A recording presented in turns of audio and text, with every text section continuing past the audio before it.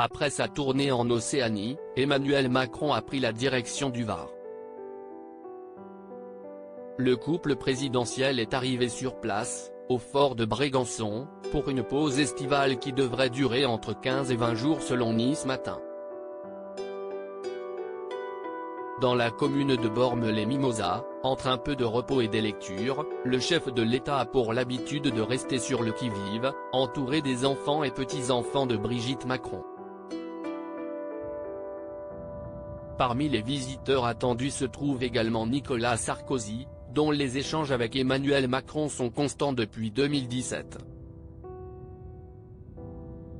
Nicolas Sarkozy n'était pas un grand adepte de la résidence présidentielle durant son quinquennat. Pourtant, il est régulièrement invité sur place par le président de la République. Dans les prochains jours, il ne devrait pas y déroger. Ça m'est arrivé les années précédentes, de manière très informelle. Je ferai signe, à un moment, au président Sarkozy, aurait déclaré Emmanuel Macron à son entourage, d'après Le Figaro. Cette entrevue entre les deux présidents devrait avoir lieu avec celui de la Côte d'Ivoire.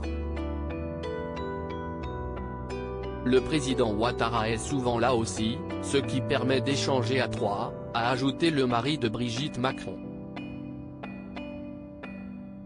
Le couple Macron en vacances à Brégançon, visite guidée de la mystérieuse propriété. Emmanuel Macron et Nicolas Sarkozy complices ces dernières années. Emmanuel Macron et Nicolas Sarkozy sont en contact régulier depuis 2017.